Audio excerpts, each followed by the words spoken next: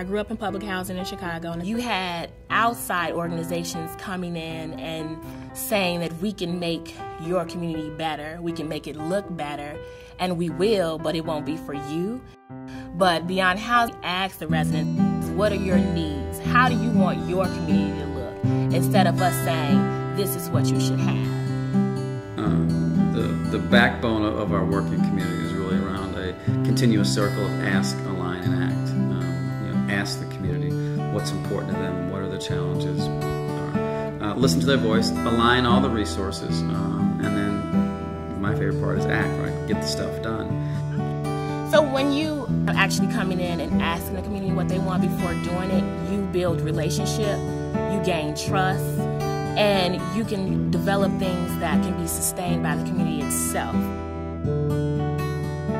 All of our work today is again driven by the voice of this community.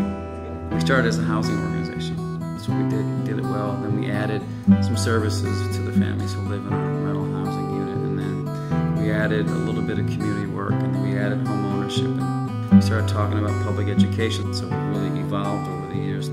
We believe that our role is to help entire communities become better places to live.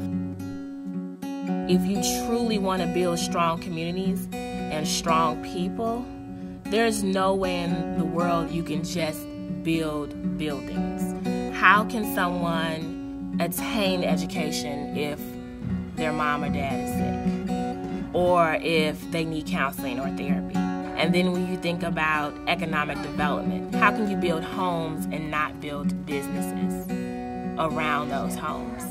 And when you think about jobs, access, and readiness, how can I focus on preparing my kid for school, or how can I pay my medical bills if I don't have a job? The underlying foundation of our work is to say, how do you tackle housing, education, health, and jobs, and economic development all together, and that those things that make the fabric of a place don't exist in too many neighborhoods and too many communities.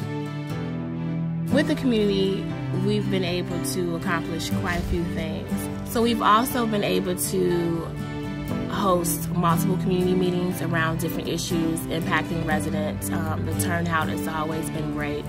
We've addressed issues around education with the school district, issues around the developments in the community.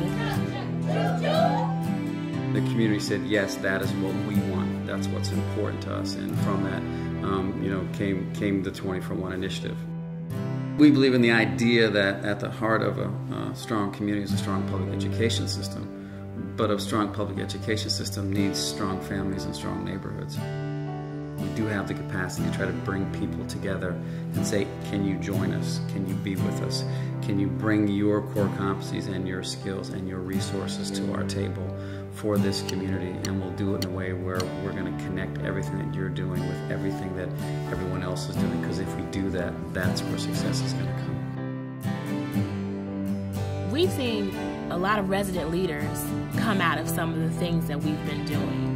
And so that impact on them personally and then on their children or their home, I think, would be endless. I think failure to do that means that another generation of kids will regrettably not live up to their dreams and their aspirations, and the organization is not willing to be a part of letting another generation slip by without trying to give them the resources they need to be successful.